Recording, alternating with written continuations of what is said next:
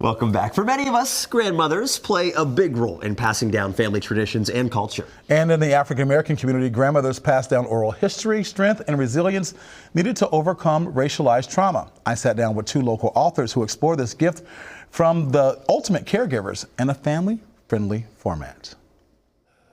My grandmother's hands are like sunrise, with fingers thick and coarse, like the cornrows braided into her silver gray hair. The Stories from My Grandmother's Hands is a journey inspired by Dr. Resma sitting with his own grandmother. I'm comparing her hands to my hands and asking her the question, why are your hands so fat? And she looks at me and all of this energy comes with, oh boy, that's from sharecropping. I learned all of that through her and through her body. Dr. Resma hopes the book sparks cross-generational conversations about tough issues. It comes with a downloadable soundtrack that accompanies illustrations by world-renowned artist Leroy Campbell.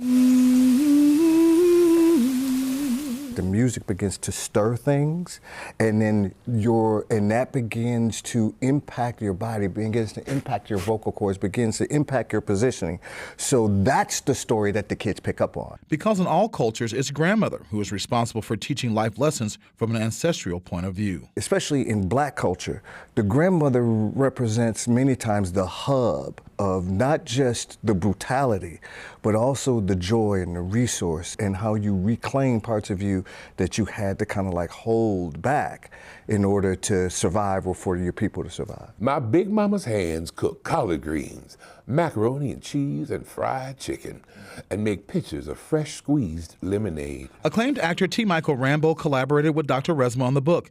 He believes The Stories from My Grandmother's Hands shows the beauty of connection between generations. I think the grandmothers understand and see in their grandchildren, can hear their melody and help guide them toward the lyric to their song and help them be able to translate who they are into something that makes their song a real reflection of who they are authentically and how the grandmother can help them see who they hope to be. Designed for Black and brown children ages 3 to 8, different names for grandmother are represented, showing how grandmothers guide the next generation. My abuela's hands turn the pages of books that lull me to sleep with stories of far-off lands and magical kingdoms. Abuela, Avo, Oma.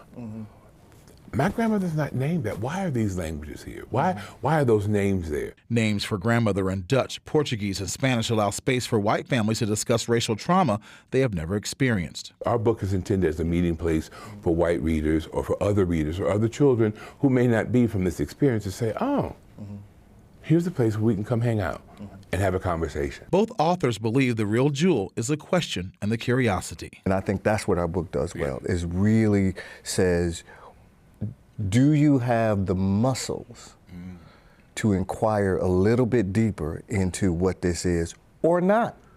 But it's here. Now, Dr. Resma is a licensed clinical social worker who specializes in the healing of racialized trauma. He encourages adults to spend time with the book before reading it to children. You can find resources at thestoriesfrommygrandmothershand.com.